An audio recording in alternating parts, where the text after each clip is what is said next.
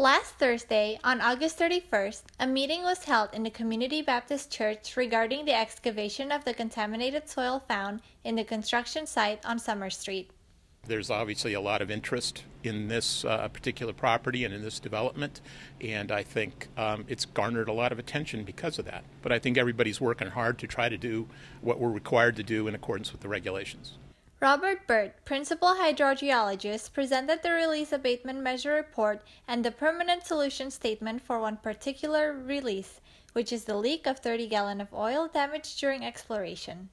This particular release, there was a very small release of fuel oil from a 30-gallon or 60-gallon tank. It was 30 gallons released when we were digging some test pit explorations. It was immediately cleaned up. We've done a couple of rounds of testing. We tested groundwater, and it's been resolved in accordance with the Massachusetts regulations. Not the first meeting about the construction, residents believe that the contaminated soil poses a health risk for the neighborhood. Well, because I've been a member of the VFW Auxiliary, this has been an ongoing process in trying to get our new building built, and it involved a lot over the years. It's been several years in the making, so several years. The issues about the soil, and some people believe the soil's contaminated, came up like in the last year, I think, and definitely the last 6 months. I mean, I think it's pretty plain that the tests that we're asking for, have gone unresponded to, and even we've been asking for many, many months for these tests. They haven't done them.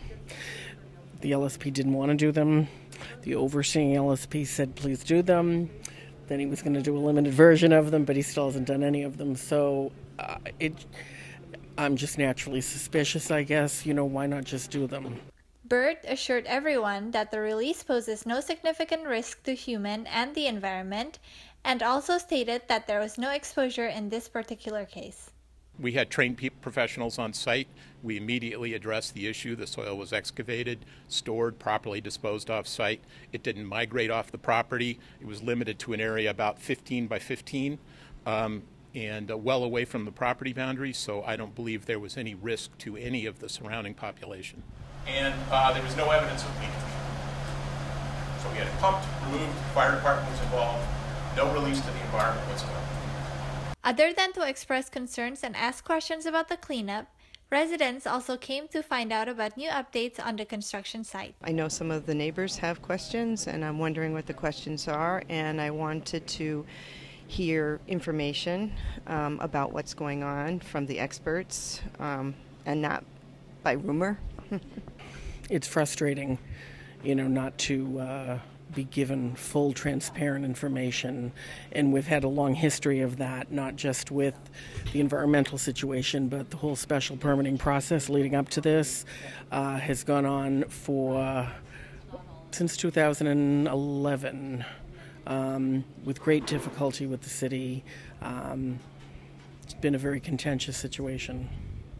State Representative Denise Provost believed that communication between the Department of Environmental Protection, or DEP, and the residents can be improved. It's certainly clear that the process, the regulatory process, is designed to minimize human health risks. But it does not optimize communication with a neighborhood that's actually interested and curious. The next meeting will be held in a couple of months after the next status report. For Somerville Neighborhood News, this is Sheena Superman.